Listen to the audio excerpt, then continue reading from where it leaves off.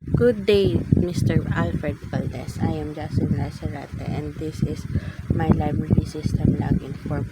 And my partner here in this project is Miss Rebecca Elizalde. So for the start, kita nyo naman po. Ayan. Magla-login po dyan. So, Justin C. Tapos, kapag kunyari po mali yung password, ayan po ang lalabas. Tapos, kapag tama naman po yung nilagay kong password, login successfully. Okay. Tapos, dito naman po tayo sa mismong library system. Tignan po natin kung gumagana yung create, update, reload, and delete. So, magagawa ko ng 1, ID 1, title, hello world.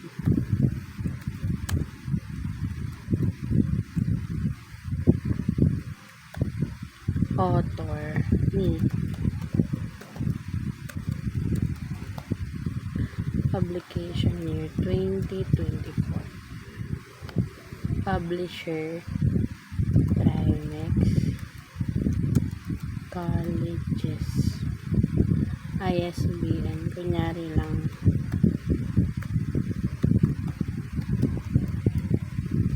And classification, pipili tayo dito. Kunyari, isa siyang yan na lang, kunyari lang. So, pag nag-create siya, yan, data has been saved in the database. Okay. So, kapag naman yung update, kapag ganyan naman, pindutin natin yan, dito yung information ng book na yon. Kunyari, pinalitan natin siya ng 2024 update. The data has been updated in the database. Okay.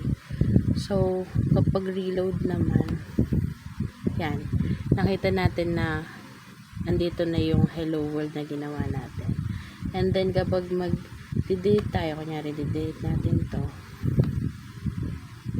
Okay. Tapos, ni-reload natin. Mawawala yan to. Ito naman sa search, kunyari, hello world.